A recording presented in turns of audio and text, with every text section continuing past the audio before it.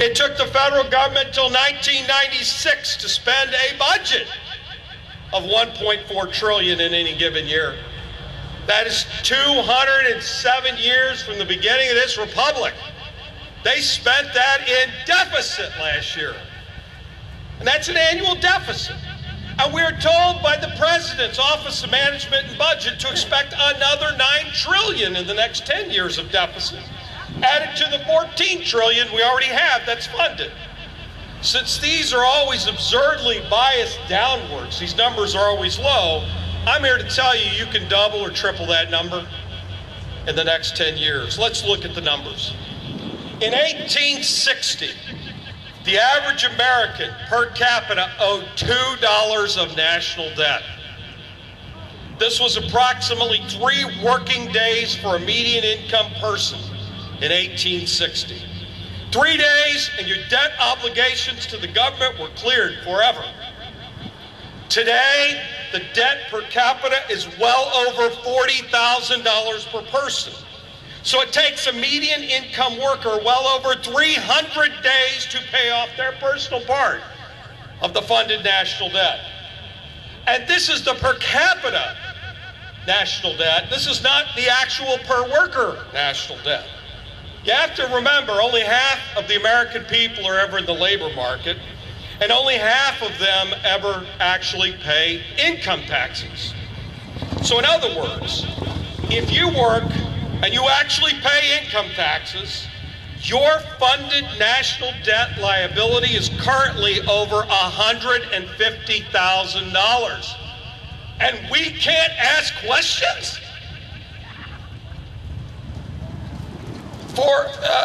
You look at this, for actual income taxpayers. Last year, the Congress took out a credit card and put your name on it. And last year alone, they added a $20,000 liability to that taxpayer with an astounding and obscene deficit. And what do we got to show for that $20,000? Is your car paid off? Did you get more property? You got more in your retirement account? Hell no. What you got is nothing but more debt to show for it. And we are smeared. When hardworking people want to ask a simple, basic question, what the hell is you doing with my money? What are you doing with that money? We're called radicals. We're unpatriotic. We're ignorant. We're uncaring. We're told straight to our face by our arrogant politicians to, quote, sit down and shut up. I'm here to tell you it's my money and it's my life, and I ain't sitting down and I ain't shutting up. You know, Congress, it ain't your money. It ain't your life. These unfunded liabilities are even a bigger problem. This is what most people don't understand. The unfunded liabilities that is coming due is approximately $120 trillion, which is at least 8 times the size of the funded national debt that we pay interest on. This is going to be added over the next 40 to 50 years. To get a handle on this number, what 120 trillion $1 bills the previous speaker was going through, if you stretch them end to end, it would reach from Stafford to the sun and back 55 times. 55 times. And we can't ask questions. We're ignorant. We're unpatriotic. And this is the difference in the taxes we're going to have to pay from the actual taxes we owe on Medicare and Social Security. The current legal promise benefits are 120 trillion more than that. We always keep falling short.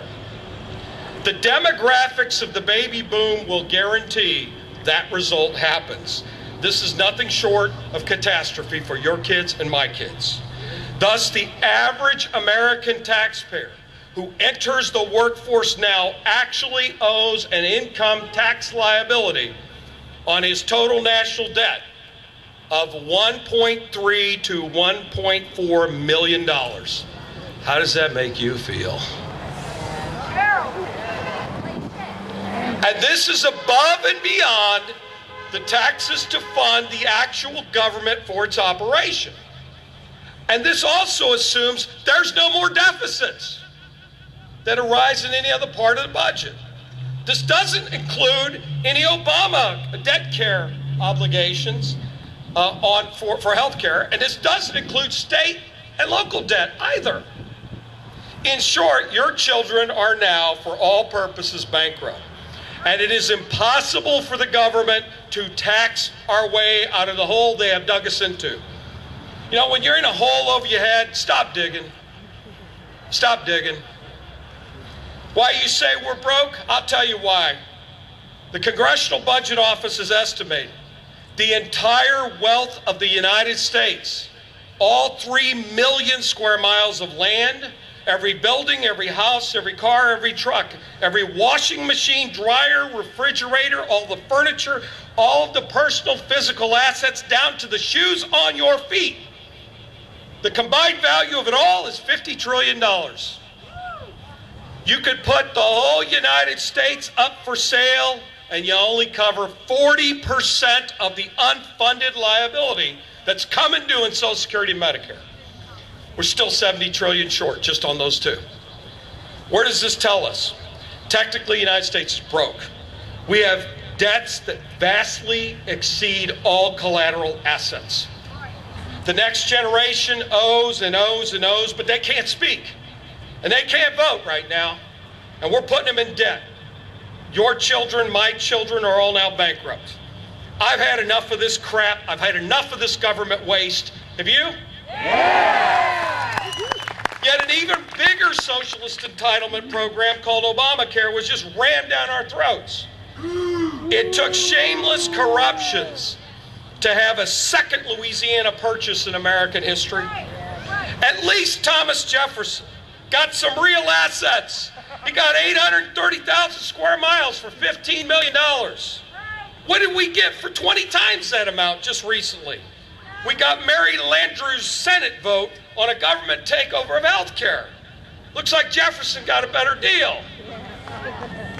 This is absolute disrespect and contempt for the American people. These are the same people who had no time to read the bill or honestly face Americans and answer tough questions. And yet they have the time to exempt themselves. They have the time to impose another $500 billion of taxes. And they have the time to hire another 17,000 IRS agents.